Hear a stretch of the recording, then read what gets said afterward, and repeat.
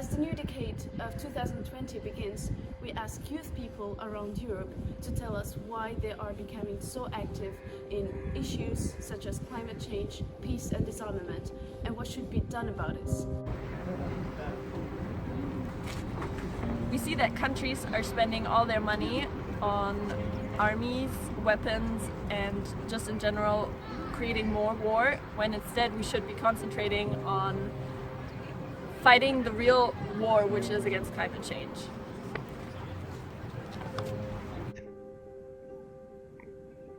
With the existential crisis of climate change upon us all, it feels absurd that countries are not putting all their money and effort in tackling that problem, but are still stocking and updating their weapons of mass destruction.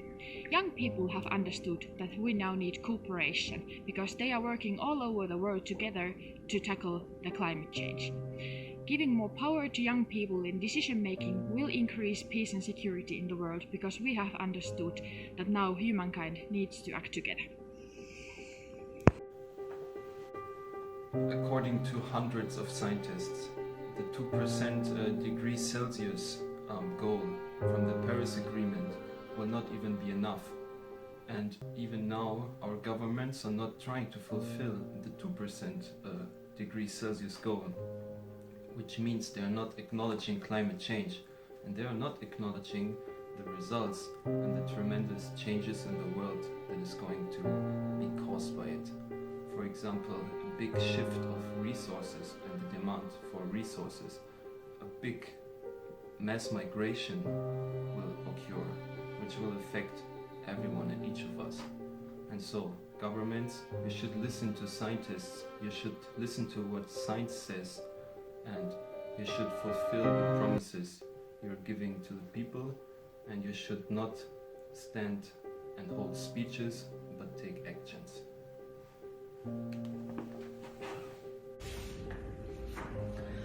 After all of the strikes and protests by youth in EU and around the world, how come that the policymakers are still not responding?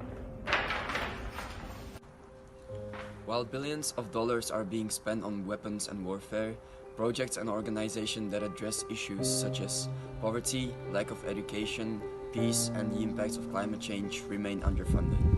An excessive amount of money is being spent on nuclear weapons, a tool of warfare that we all hope will never be used. It is also the responsibility of parliaments and international bodies to redirect the flow of money from our budgets into places where they are needed the most. The current political agenda shows that governments do not take climate issues properly, continuing their aggravating actions from supporting the economic policies of overconsumption to investing trillions in nuclear weapons and warfare. We must declare the climate emergency internationally to correspond with the current environmental agenda and to address the actual threat to the planet and all of us, rather than continuing in investing in wars. Climate change is not a technical issue anymore, it is an ethical one. It is important that governments and industries are making significant decisions to affect the changes. It is essential that industries are eager to invest into initiatives to tackle the issues of the climate change.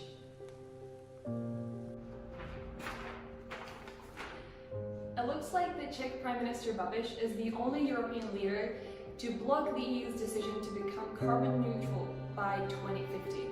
That's not really great news. What is great news, though, is the students and youth in general globally becoming more and more aware of the burning questions this planet is facing. And we're talking not just nuclear weapons, but also climate change and so much more.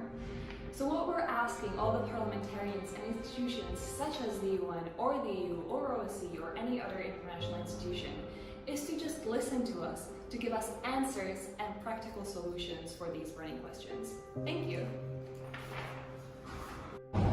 We as young people would like to live in a world free of nuclear weapons and weapons of mass destruction. And we think that the climate issue is well as important as nuclear weapons. And the role of parliamentarians can be essential in creating channels to connect with young people, to have their voices heard and opinions considered in decision-making processes. The EU and OSCE have really important roles to play when it comes to arms control.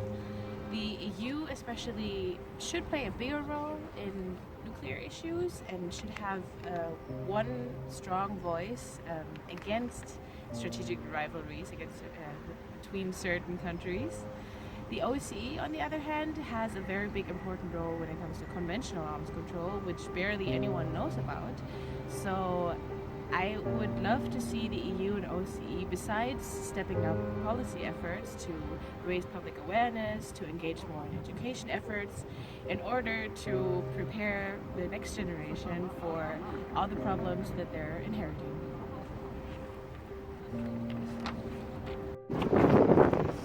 If you want to address issues like climate change, which I believe are multidimensional, but only stay on the political level, I think you won't get far, and instead will have to include other spheres like the economy, which yet requires a paradigm shift.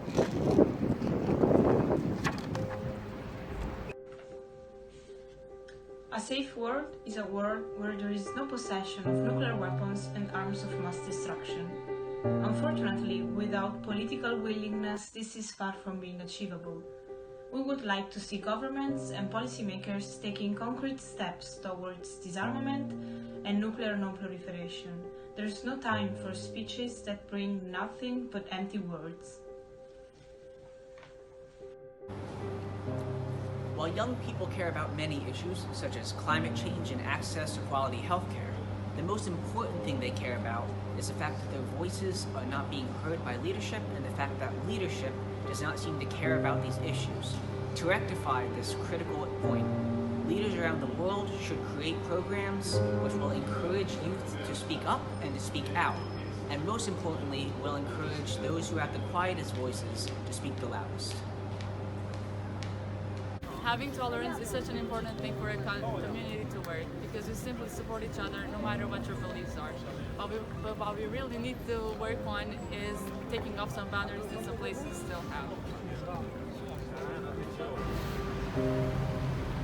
We have to accept people for who they are, not for who we want them to be. Love always wins. We need to invest much more in the renewable energy, because powder plants are a huge disappointment for people. There is no need for God to be free.